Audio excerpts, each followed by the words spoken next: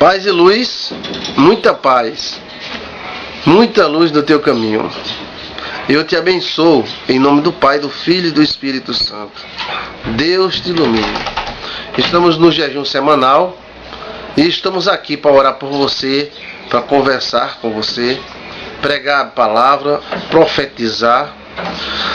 É o nosso encontro semanal, onde nós oramos, profetizamos, ensinamos, lemos os recados. Está aqui os recadinhos no vídeo jejum semanal, inscreva-se. Então, se você quiser participar desse jejum, você vai lá, coloca seu nome. Nós lemos os nomes da semana, tá bom? Então toda semana que você quiser participar, você vai lá e se inscreve. Deixa o seu recadinho, tá bom? Deus te abençoe, te ilumine. Eu sei que tem muita gente que está me assistindo no exterior, e eu abençoo vocês. Tem tantas irmãs, tantos irmãos que estão sofrendo, né, no exterior, problemas espirituais, problemas com a família. Tem até aqueles que são prisioneiros, né, de um casamento, prisioneiros de um homem. Tenho vários casos, mas eu estou orando por vocês, amém? Vocês que ontem foi sexta-feira, me pediram para fazer a distribuição das cestas básicas. Eu quero dizer para vocês que eu já fiz ontem, e que Deus irá abençoar a sua vida. Deus irá iluminar a sua vida. Hoje, olha, são exatamente 9h32, 9h32 da manhã. Eu estou em jejum, e eu dedico esse jejum a vocês que querem mudar de vida. A todos que estão assistindo esse vídeo, em nome de Jesus, seja abençoado. Vamos começar com a nossa parte de leitura da Bíblia, né? Vamos ler a Bíblia. Aqui, como eu sempre explico, não é ao vivo porque são muitos horários diferentes, né? Mas é quase ao vivo, sem cortes. Nós estamos aqui nesse encontro semanal para conversarmos. Amém? Vamos lá. Eu quero que vocês abram sua Bíblia, suas Bíblias, em Efésios, capítulo 4. Livro de Efésios, capítulo 4, versículo 1. Amém? Paulo falando, o maior de todos os apóstolos, que escreveu quase 70% do Novo Testamento. A maioria das nossas doutrinas são paulinas. Esse homem foi tremendamente usado por Deus, e ele começa nos dando conselhos. Conselhos é bom, e você tem que ver de onde vem o conselho. Conselho, até o diabo dá conselho. Você acredita que até o diabo dá conselho? Tem pessoas que se lascaram na vida porque ouviram os conselhos do diabo. Faz isso, separa, mas deixa esse homem, casa com esse marginal, vai e tal. E aí a pessoa escutou esse conselho, mas é o diabo dentro dessa pessoa dando conselhos errados. O diabo não aconselhou Jesus para o lado do pináculo? Vai, pula daí. Tu não és Deus, tu não crê em Deus, pula daí, está na Bíblia escrito, tu não crê não. Então, tem alguns conselhos que são extremamente diabólicos. Mas os conselhos, a Bíblia diz que o homem bom tira do seu bom tesouro, do seu coração e dá. Jesus foi quem falou isso aí. E o homem mau tira do mau tesouro do seu coração e dá. Então, o homem bom, ele tira um bom conselho, uma boa ordenação. E o homem mau tira o desmantelo. Que nada, rapaz, vamos raparigar, vamos namorar, vamos beber até cair. Isso aí é justamente porque o coração dele está cheio disso. Cheio de prostituição, cheio de adultério, cheio de mágoa. Então ele dá conselho segundo o mau tesouro do seu coração. Mas o bom homem dá um bom conselho. Então você tem que ver de onde vem o conselho. Qual é a fonte que vem o conselho. Às vezes o diabo está de lado da pessoa. Rapaz, faz isso. Esse cara, como é que pode? Aí você faz, age. Aí depois você nota que você se lascou na vida, se ferrou na vida por causa daquele amigo, aquela amiga que na verdade era o demônio que estava ali de lado de você, né? E te prejudicou. Quantas pessoas aconteceu isso, né? Quantas pessoas? Teve uma amiga minha dos Estados Unidos e ela estava dizendo, né, que acabou o relacionamento dela porque ela tinha uma amiga. E essa amiga vivia se metendo dia e noite no relacionamento dela e acabou ela brigando com o marido e a amiga jogando mais lenha na fogueira e até que separou. Hoje, depois de muitos anos, ela caiu a ficha, ela disse: meu Deus, era o diabo tentando me destruir e eu ouvindo o diabo. Então os conselhos são bem-vindos, mas nem todo conselho deve ser ouvido, porque você tem que saber da onde vem o conselho, qual é o objetivo desse conselho. O coração do conselheiro é tolo, o conselho é tolo. O coração do conselheiro é pecaminoso, então o conselho é pecaminoso. O coração do conselheiro é idiota, então é um conselho idiota. Agora, se o coração do conselheiro for um coração bom, um coração que teme a Deus, um coração que acredita na libertação no Senhor, então dê ouvido. Então o conselho de Paulo deve ser ouvido, porque ele é um homem de Deus e ele tem autoridade para aconselhar devido à sua vida pregressa, devido à vida que ele tem, que ele teve e que ele demonstrou, o sofrimento, as prisões. Ele não viveu uma vida dúbia, ele era um homem decidido. Olha bem, ele diz assim: rogo-vos, eu peço-vos, pois eu, prisioneiro do Senhor, que ele estava preso aqui, né, quando ele escreveu essa carta de Efésios capítulo 4, que andeis de modo digno de vossa vocação, a que fosse chamados. Então, ande digno, seja uma pessoa digna, né? Existe uma multidão de pessoas que estão olhando para você e você tem que andar correto, você tem que fazer as coisas corretas, né? Com toda a humildade e mansidão. Então nós temos que ser humilde. Ele está pedindo para a gente ser humilde. Se ele está pedindo, é você que decide ser humilde ou não, né? Eu me lembro que eu fui lanchar com minha esposa e, né, tinha um carro parado, eu parei ao lado, fiquei comendo. Aí o rapaz que estava fechado, né, pediu para eu sair. Tinha um carro atrás, bem velhinho, e eu fiz sinal pro cara: dá uma resinha para eu afastar para esse rapaz sair. Aí o cara fechou foi a cara, né? Eu disse: não tem problema não, a gente não vai. Então a gente fez a volta com todo o sacrifício, saímos, fomos lá pro outro lado, o carro saiu, agradeceu, eu voltei de ré e coloquei no lugar. O cara se mostrando num carro velho. Imagina se esse homem tiver um carro novo, tão prepotente, num carro velho. Imagina se esse homem tiver um carro novo. Então não precisa disso, gente.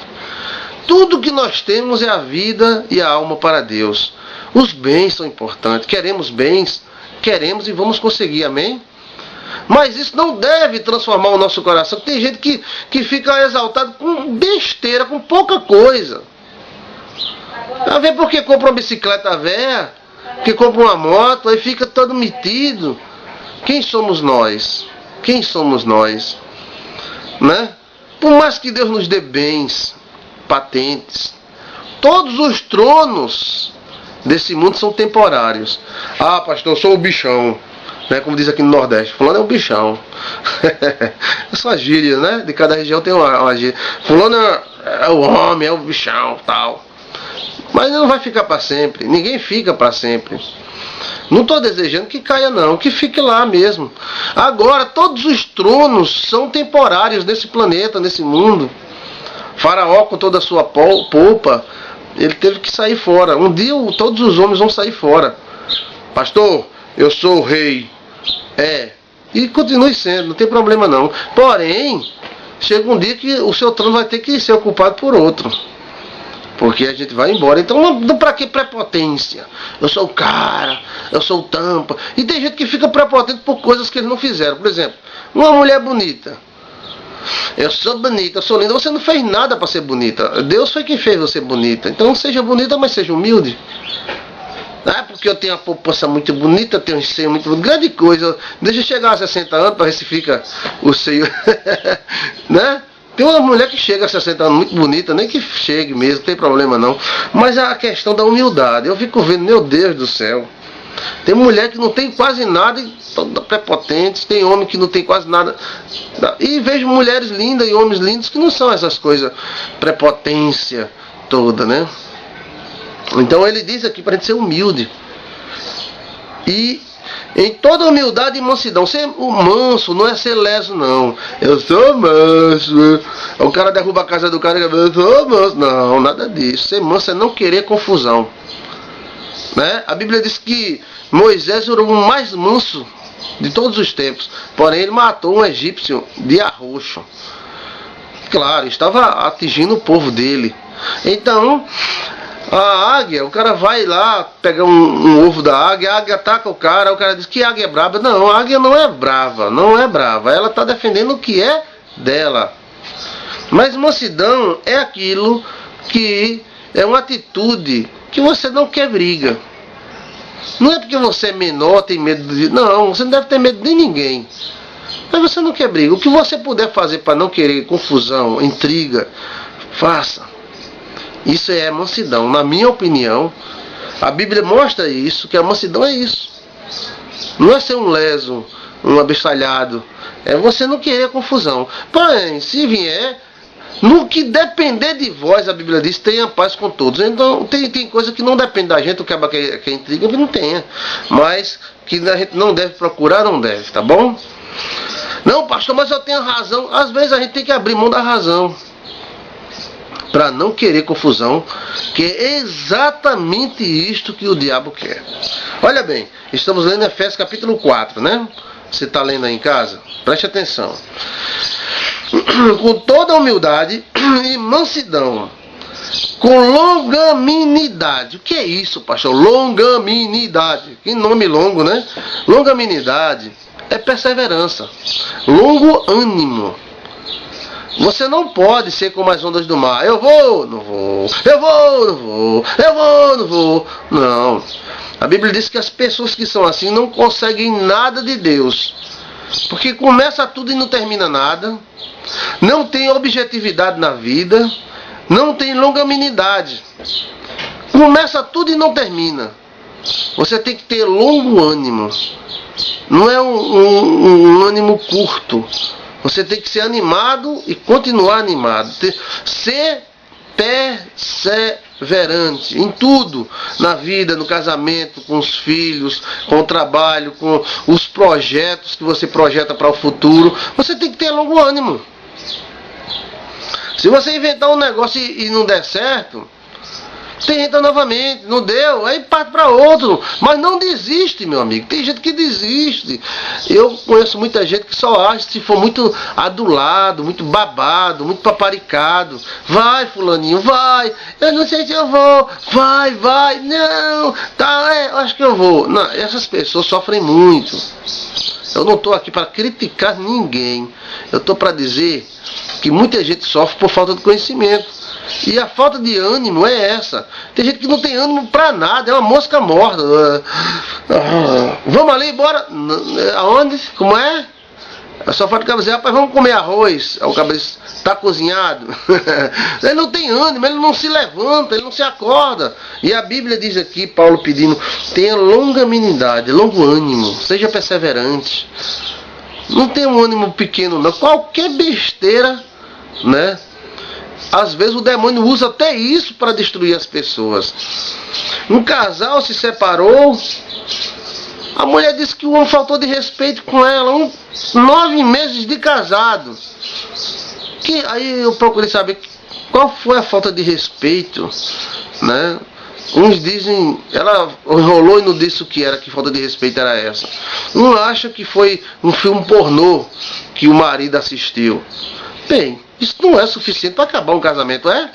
Outro acha que o marido chamou ela de um palavrão. Puxa, acabar um casamento por causa disso, tudo pode se resolver, se ajeitar, né? Mas acabou. Isso tem demônio por trás. Abusar, negócio de homem e tal. Ideologias satânicas, amigas na cabeça dela. Vai perder a bênção. Ela só vai notar que perdeu quando o marido estiver com outra. Mas isso já é tarde demais. Satanás atualmente agora está roubando ela. Eu tentei intervir, tentei falar. Vamos lá, calma, deixa eu conversar com os dois. Vem cá, vamos fazer uma... Não quero conversar com... Tá, pronto. Então o que pode fazer? Ela está querendo se perder. Então o que pode se fazer? Então não tem ânimo. Longo ânimo, onde enfrenta as dificuldades, a adversidade da vida. Você tem que enfrentar as adversidades de cara. Era para ela dizer, você assim, se ajeita, rapaz. E o cara se ajeitava. Opa, ela estava com o marido, rapaz, tenha calma. Mas não, desiste. Depois de uma festa linda, depois de um casamento lindo, né? Ah, porque não existia amor, pastor. Às vezes existe, mas o demônio entra no meio, viu? Então, tenha longanimidade, suportando-vos uns aos outros em amor. Suportando, você tem que suportar os outros em amor. Todo mundo é um porre. Você não é porre não. Tenta passar 1 mês, 2 meses na casa dos outros para tu ver. Aí se torna pesado. Ah, pastor, mas a gente nunca deve ser pesado a ninguém. E é chato também, né? Cada um tem que ter o seu lugarzinho. Então você tem que suportar os outros, os defeitos dos outros. O pastor tem que suportar os defeitos dos irmãos. O irmão tem que suportar os defeitos do pastor. Você acha que o pastor não tem defeito? O pastor não tem erro? Não tem, sim, né? Às vezes é chato, às vezes tem um problema. E os membros têm que suportar. Eu vou sair da igreja, o pastor não apertou minha mão, o pastor estava com cara feia, mas ele está com dor de barriga, ele está só se segurando ali. Suportai-vos uns aos outros. O nosso pai na fé é Abraão, vamos dizer, o nosso pai do cristianismo, né, que é Cristo, mas vamos dizer da doutrina, seria Paulo. Ele diz, suportai-vos uns aos outros, suportai-vos. Paulo enfrentou muita coisa, tanta coisa. Eu vou fazer um vídeo só sobre isso, sobre as lutas de Paulo. As igrejas que Paulo fundou, veio os judeus, jogaram os fermentos. Como é que Paulo é apóstolo se não viu Jesus? Olha bem, tem uma lógica. E jogou as igrejas de Paulo contra Paulo, Roma tentando matar Paulo, os judeus tentando matar Paulo, uma confusão danada. Este homem tem autoridade de dizer isso, suportai-vos uns aos outros. Paulo era tão amado pelos irmãos que quando ele partiu e disse que não ia voltar mais, que supostamente ia morrer, os irmãos choraram como criança e ficaram na beira da praia dando tchau. Isso é que é um homem de Deus. Ele tem autoridade para dizer isso. Eu fico vendo a vida de Paulo e fico vendo a vida de alguns pregadores, bispos, pastores. Tem uns caras que são ignorantes mesmo, viu? Se prevalece da estrutura, maltrata os pastores que são subordinados. Eu acho tão feio isso aí. A autoridade não é você maltratar ninguém. Porque você é um pastor, um bispo de uma igreja famosa, você não tem autoridade de pisar nos outros, né? Eu já vi bispo endemoniado, brigando, falando, maltratando, porque ele se acha uma autoridade. Paulo era uma autoridade muito maior. E Paulo não fazia isso. Ele diz, suportai-vos. Tenta, né? Suportai-vos, porque ele suportou em amor, em compreensão. Aí é onde está o nosso cristianismo. Aquele que se julga sábio e entendido, demonstre com seu bom tratamento essa sua sabedoria. Então a sabedoria de Deus é uma sabedoria bem tratável. Não são os cavalos que ficam chutando em nome de Deus os outros, não. Humilhando, dando grito, né? Eu fico pensando, puxa, Paulo diz aqui, suportai-vos. O marido tem que suportar a esposa, porque a esposa tem defeito. A mulher tem que suportar o marido, porque o marido tem defeito. Exatamente. E suportando um ao outro, vive a vida em amor e em felicidade. Nada neste mundo é perfeito. Nada. Você se julga perfeito? Porque eu não sou. Ninguém é. É não. A gente é administrável, vamos dizer assim, né? Podemos administrar os nossos defeitos e as nossas qualidades. Se você acha que tem um defeito, administre.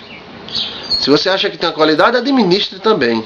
Porque a qualidade não administrada se torna defeito, né? E o defeito não administrado destrói a pessoa. Então a administração é importantíssima nisso aí. Suportai-vos uns aos outros, disse Paulo com a sua boca. Suportai-vos. Aguenta, cara. Vamos suportar, né? Ou seja, não seja casca de ferida. Qualquer coisa você está magoado, abusado. Meu marido deu um espirro, né? Pastor falou isso. Suportai-vos. Das maiores ambições que devemos ter, a maior dela é sermos aperfeiçoados. Você tem a ambição de ter uma casa, amém. Vamos orar e você vai ter. De casar, né? Você vai casar. De ter filhos, tente de tudo e tenha seu filho. Mas o maior e a maior de todas as ambições deve ser uma pessoa aperfeiçoada. E a Bíblia diz que é o amor que é o vínculo da perfeição, ou seja, que nos une à aperfeiçoação. Então, suportai-vos uns aos outros em amor. Diz assim, os irmãos, desculpe que eu estou um pouco resfriado. Está chovendo muito aqui no Nordeste. Diz assim, ó: esforçando-vos diligentemente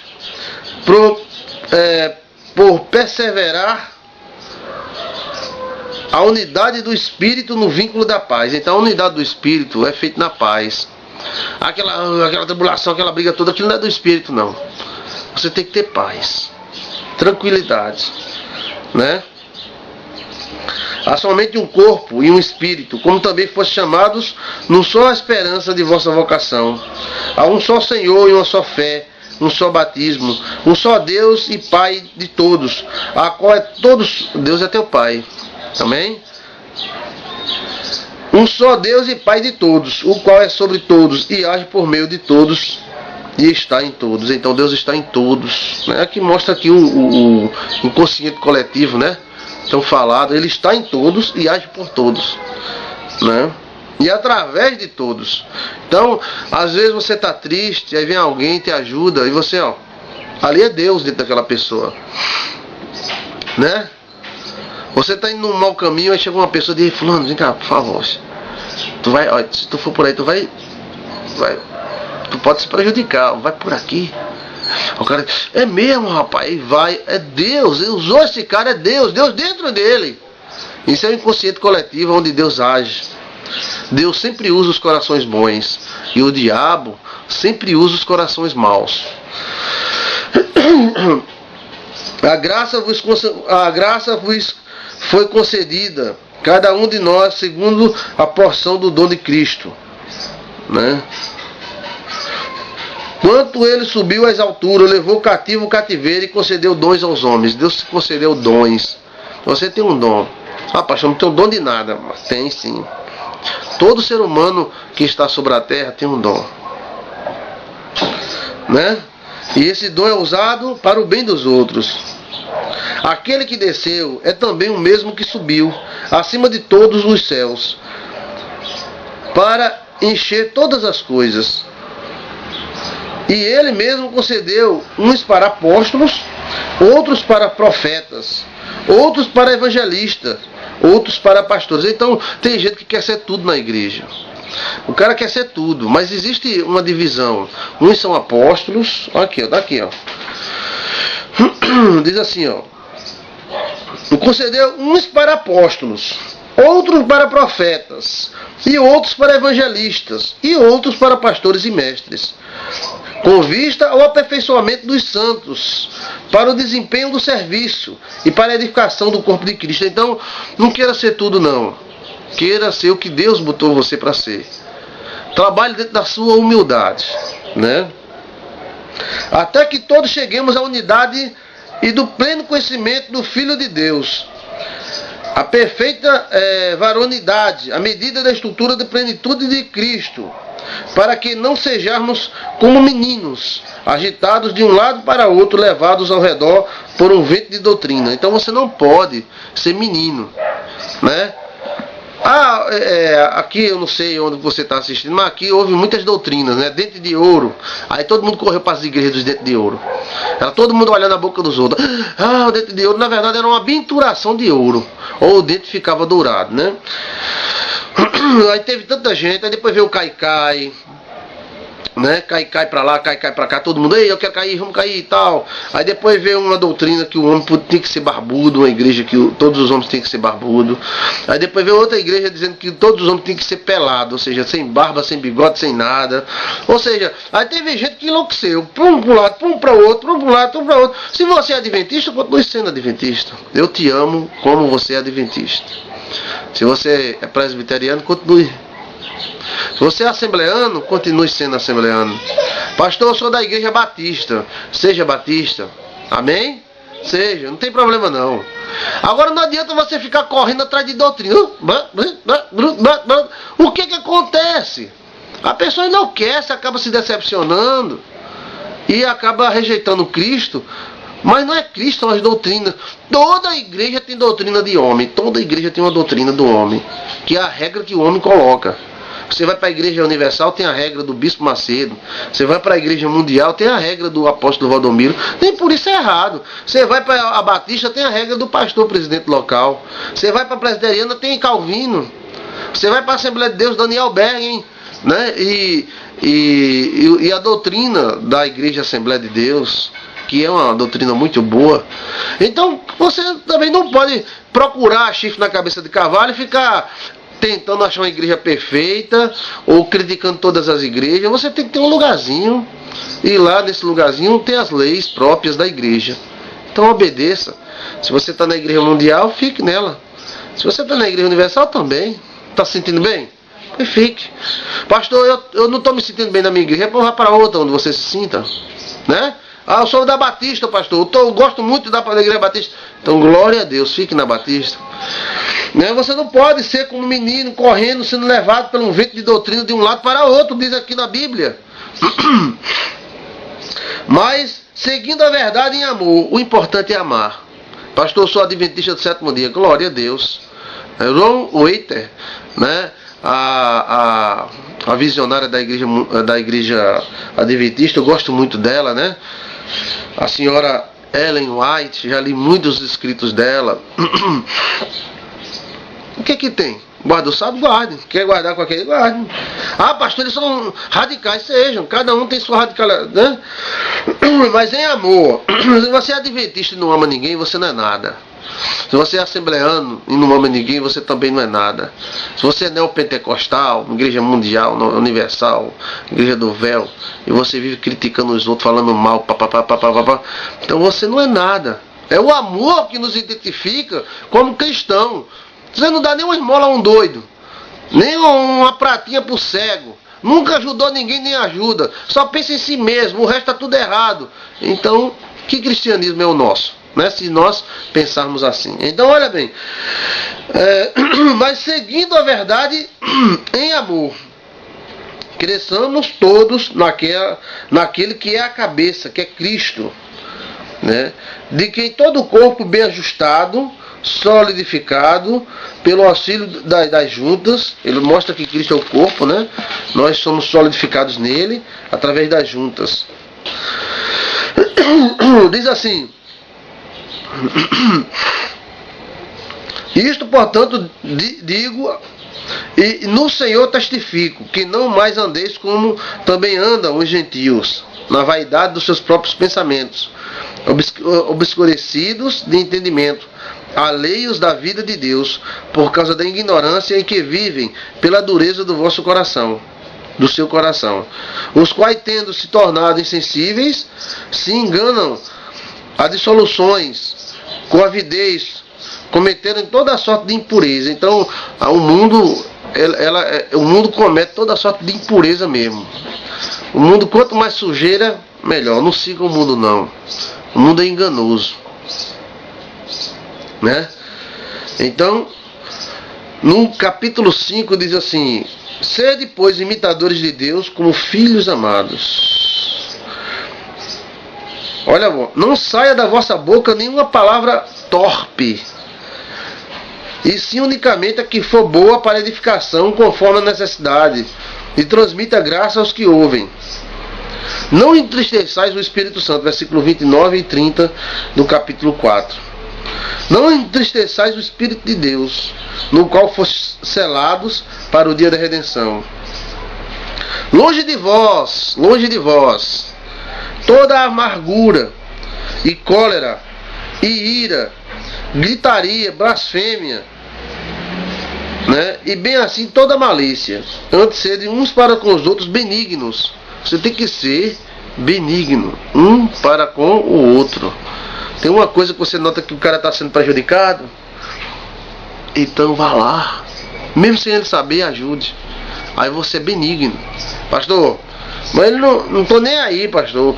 O cara tem um cavalo, o cavalo tá ali caindo ali, eu não tô nem aí.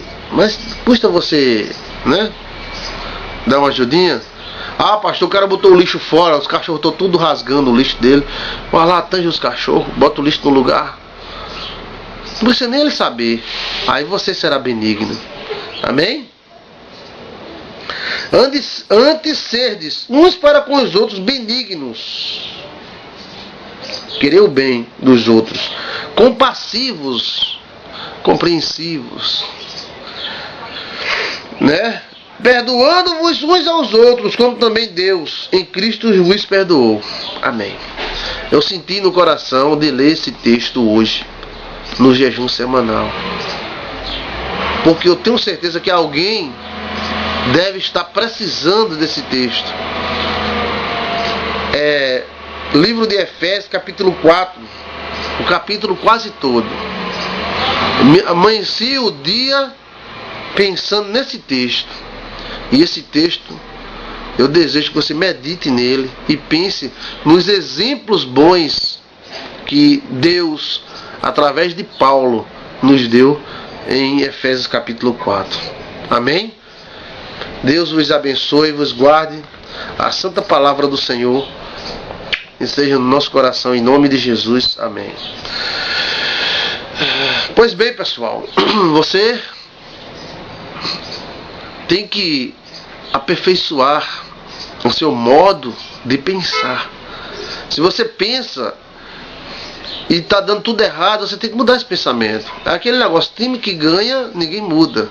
Mas o time que está perdendo tem que mudar tudo. Então vamos mudar tudo que for para mudar. Amém? Eu te abençoo com esta palavra. Em nome do Pai, do Filho e do Espírito.